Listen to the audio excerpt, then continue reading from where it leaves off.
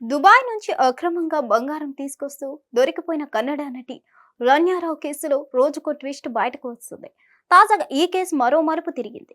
Gold smuggling కేసులో తెలుగు నటుడు తరుణ్ రాజ్ కొండూరుని పోలీసులు అరెస్ట్ చేశారు.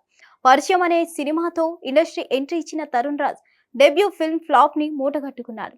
లక్ష్మీకాంత్ చెన్న ఈ చిత్రానికి దర్శకత్వం వహించగా సిమ్రత్ కౌర్ హీరోయిన్ గా నటించింది. 2018 తర్వాత మళ్ళీ తెలుగు తెరపై కనిపించలేదు.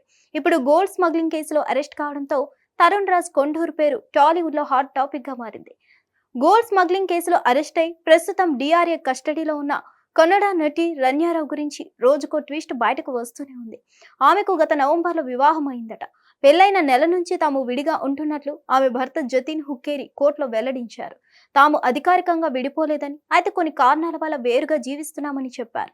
ఈ కేసు విషయంలో తాజాగా జతిన్ హుక్కేరిని అధికారులు కర్ణాటక హైకోర్టులో హాజరుపరిచారు. రన్యారావు చేస్తున్న స్మగ్లింగ్ తో ఏమైనా సంబంధాలు ఉన్నాయన్న కోణంలో జతిన్ ను కస్టడీకి ఇవ్వాలంటూ డిఆర్ఏ కోరింది. ఈ క్రమంలోనే జతిన్ ను మరోసారి కోర్టు ముందు హాజరుపరిచారు.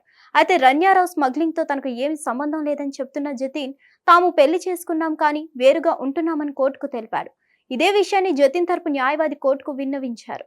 అతని విజ్ఞప్తిని పరిగణలోకి తీసుకున్న కోర్టు తదుపరి విచారణ వరకు జతిన్ పై ఎటువంటి చర్యలు తీసుకోవద్దని అధికారులను ఆదేశించారు. నటి రన్యారావు మార్చి 3న బెంగళూరు ఎయిర్పోర్ట్ లో 14 కిలోల బంగారాన్ని అక్రమంగా తీసుకొస్తూ పట్టుబడింది. ఈమెకు సీనియర్ ఐపీఎస్ అధికారి కె రామచంద్రరావు సవతి తండ్రి అవుతాడు. భద్రతా తనిఖీలను తప్పించుకునేందుకు తండ్రి పేరును దుర్వినియోగం చేసిందన్న ఆరోపణలున్నాయి. ఆమెను అరెస్ట్ చేసిన అధికారులు జ్యుడిషియల్ కస్టడీకి తరలించారు.